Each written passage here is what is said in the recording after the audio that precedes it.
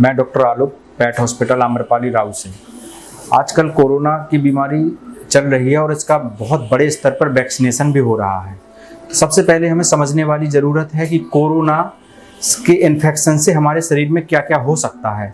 Corona हमारे नाक और मुंह के माध्यम से शरीर के अंदर प्रवेश करता है और ये जनरली एक दूसरे की छींक से, सांस से या फिर उसके बलगम से और कहीं टच करने से, इस तरह से अगर उस जगह मैंने टच किया और मैं यदि उसको नाक या मुंह के माध्यम से किसी भी चीज़ को खाता हूं या टच करता हूं, इस माध्यम से अंदर पहुंचता है।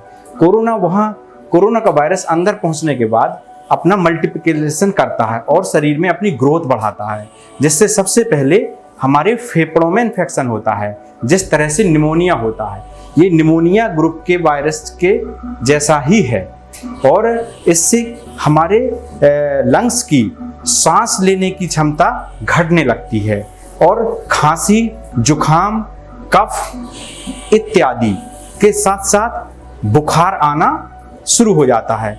इससे हमारा कभी कभी स्वाद भी खत्म हो जाता है, टेस्ट खत्म हो जाता है और बेचैनी होती है, हेडेक होती है, कभी कभी दस्त भी लगना शुरू हो जाते हैं। ये तो इसके मुख्य लक्षण हैं और सबसे ज़्यादा मेन लक्षण होते हैं श्वास ना ले पाना, श्वास बहुत जल्दी लेना और कभी कभी इससे हमारा रेस्पिरेटरी सिस्टम फेल हो जाता है और पेशेंट की मौत हो जाती है।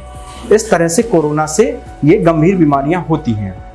अच्छा, अब आता है कि यदि हम वैक्सीनेशन नहीं कराते हैं तो अगर वैक्सीनेशन नहीं कराते हैं तो हमारे शरीर की यदि बीमारियों से लड़ने की क्षमता बहुत कम है तो ये कोरोना वायरस हमारे अंदर जाकर हमारे शरीर पर आक्रमण करके हमारे शरीर को बीमार कर देगा।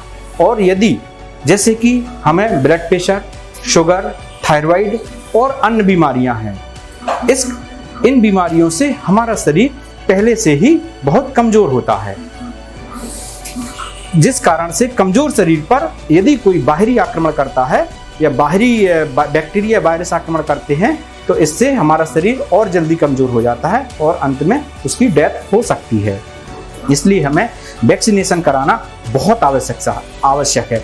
वैक्सीनेशन से हमारे शरीर में उस वायरस के प्रति लड़ने की क्षमता पैदा हो जाती है और उससे लड़ने के लिए हमारा शरीर एंटीबॉडी तैयार कर लेता है।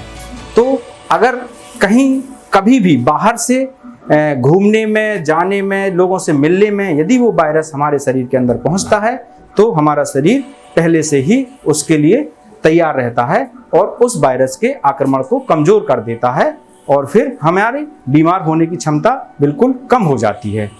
धन्यवाद।